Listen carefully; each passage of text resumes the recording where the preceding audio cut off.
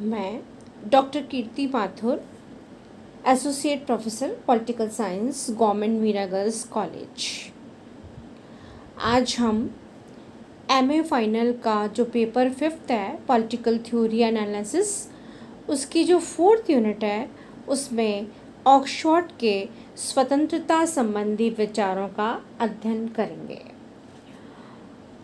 Oxford ने पाश्चात्य सभ्यता के बुद्धिवाद के विरुद्ध आवाज़ ऊंची की। इंग्लैंड में रूढ़िवादी चिंतन के पुनर्जीवन के साथ उनका नाम जुड़ा हुआ है। ऑक्सफोर्ड ने इस बात का विरोध किया कि नियंत्रित बुद्धि के द्वारा ही सभी महत्वपूर्ण राजनीतिक संबंध समझे जा सकते हैं। वह इस दृष्टिकोण को अनेक असफलताओं का कारण मानते हैं। उनके अनुसार राजनीतिक दर्शन का कार्य मनुष्य की प्रकृति और सांसारिक नियति का अन्वेषण, समकालीन सभ्यता का आलोचनात्मक विश्लेषण और विवेचना करना होता है।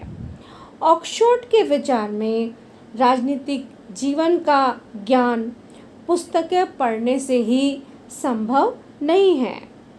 उनका ये मानना था कि राजनीति एक ऐसी गतिविधि है जिसमें समाज की प्रचलित प्रथाओं की निकट जानकारी प्राप्त करके उसका अनुसरण किया जाता है। वह इतिहास के माध्यम से जाने गए पूर्वाग्रहों, परंपराओं और ज्ञान को बुद्धि से अधिक महत्वपूर्ण मानते हैं।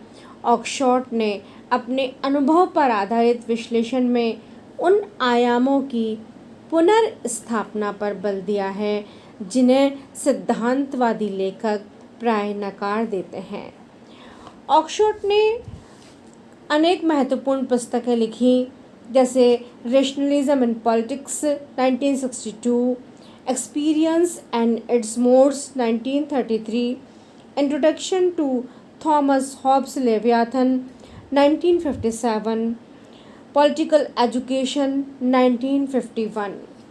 ऑक्सफोर्ड ने अपने महत्वपूर्ण ग्रंथ एक्सपीरियंस एंड इट्स मोड्स में कहा कि दर्शन और विज्ञान आधारभूत रूप से दो अलग अलग गतिविधियां हैं और इनमें से किसी एक की पद्धतियों को दूसरे में प्रयोग करने की कोई तुक नहीं है। दर्शन वैज्ञानिक चिंतन की पद्धतियों से कुछ नहीं सीख सकता है। व्यवहारवादियों का यह विचार है कि राजनीतिक दर्शन एक प्रगतिशील विज्ञान है। वे मानते हैं कि यह ठोस परिणाम संचित करता है और उनके आधार पर ऐसे परिणामों पर पहुंचता है जो आगामी शोधों का आधार बन सके। किंतु ऑक्सफोर्ड इस मत से सर्वथा असहमति प्रकट करते हैं। उनके अनुसार राजनीतिक दर्शन इतिहास से निकटता के साथ ही स्वीकृत है। इतिहास से तात्पर्य केवल सिद्धांतों के इतिहास से नहीं है, बल्कि दार्शनिकों के द्वारा ढूंढी गई समस्याओं के इतिहास और उनके द्वारा प्रतिपादित समाधान की विधियों के इतिहास से भी है। स्वतंत्रता की धारणा में ऑक्सफोर्ड किसी व्यक्ति की स्वतंत्रता को शक्ति के भारी जमाव से बचाने को महत्व देता है। वह इस स्वतंत्रता की रक्षा के लिए उपयुक्त शासन प्रणाली की स्थापना को आवश्यक मानता है। इस उद्देश्य को ध्यान में रखते हुए ऑक्सफोर्ड ने दो शासन प्रणालियों, संसदीय शासन प्रणाली पार्लियामेंट्री गवर्नमेंट और दूसरा लोकप्रिय शासन प्रणाली पॉपुलर गवर्नमेंट में अंतर स्पष्ट किया।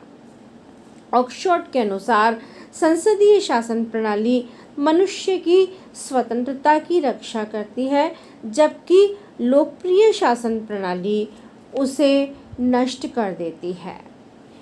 इसी तरह उन्होंने बताया कि संसदीय शासन प्रणाली में विधानमंडल व्यक्ति के हित में कानून का निर्माण करता है और निजी गतिविधियों या स्वतंत्रता के क्षेत्र स्थापित करता है जिनके अंदर व्यक्ति किसी बाह्य हस्तक्षेप से प्रभावित हुए बिना कार्य कर सकता है, जबकि लोकप्रिय शासन प्रणाली व्यक्तियों की व्यक्तिगतता को नष्ट करके उन्हें जनपुंज में परिवर्तित कर देती है। एक अंतर, नेक्स्ट जो उन्होंने अंतर बताया दोनों में, संसदीय शासन प्रणाली और लोकप्रिय शासन प्रणाली में, वो है कि संसदीय शासन प्रणाली में सरकार केवल निर्णायक या एम्पायर की तरह कार्य करती है, अर्थात वह खेल में एम्पायर की भांति स्वयं प्रतिस्पर्धी ना होते हुए भी नियमों को लागू करती है और व्यक्तियों के हितों में टकराव आने पर ही हस्तक्षेप करती है। इसके विपरीत लोकप्रिय शासन प्रणाली में व्यक्तियों का प्रतिनिधि या नेता अपनी पसंद को निर्वाचकों से कहलाकर उन पर अपना अधिदेश लागू करता है। नेक्स्ट उन्होंने डिफरेंस बताया संसदीय, ऑक्सफोर्ड ने संसदीय शासन प्रणाली और लोकप्रिय शासन प्रणाली में एक और अंतर बताते हुए लिखा कि संसदीय शासन प्रणाली में व्यक्ति अपने नेता के चयन के लिए अपनी व्यक्तिगत पसंद का प्रयोग करते हैं। इसके विपरीत लोकप्रिय शासन प्रणाली में व्यक्ति अपनी व्यक्तिगत पसंद का प्रयोग नहीं कर पाते, क्योंकि वे जनपुंज के एक सदस्य की ही भांति एक प्रभावशाली संकेत प्राप्त करते हैं, जिसे वे अपनी पसंद समझने लगते हैं। इस नेक्स्ट अंतर है, संसदीय शासन प्रणाली में व्यक्तियों अर्थात जनता से जनादेश या अधिदेश प्राप्त करने वाला व्यक्ति ही उनका प्रतिनिधि या नेता होता है, परंतु लोकप्रिय शासन प्रणाली में नेता वास्तविकता में कोई अधिदेश प्राप्त नहीं करता, बल्कि अपनी पसंद को व्यक्तियों से कहलाकर उन्हें अपनी हाँ में हाँ मिलाने वाली कठपुतलियाँ बना देता है। ऑक्सफोर्ड के शब्दों में जनपुंज व्यक्तियों के संयोग से नहीं बनते, बल्कि व्यक्ति विरोधी इकाइयों के जोड़ से बनते हैं। व्यक्ति की स्वतंत्रता के प्रति ऑक्सफोर्ड के विचार उसे हृदय से उदारवादी सिद्ध करते हैं।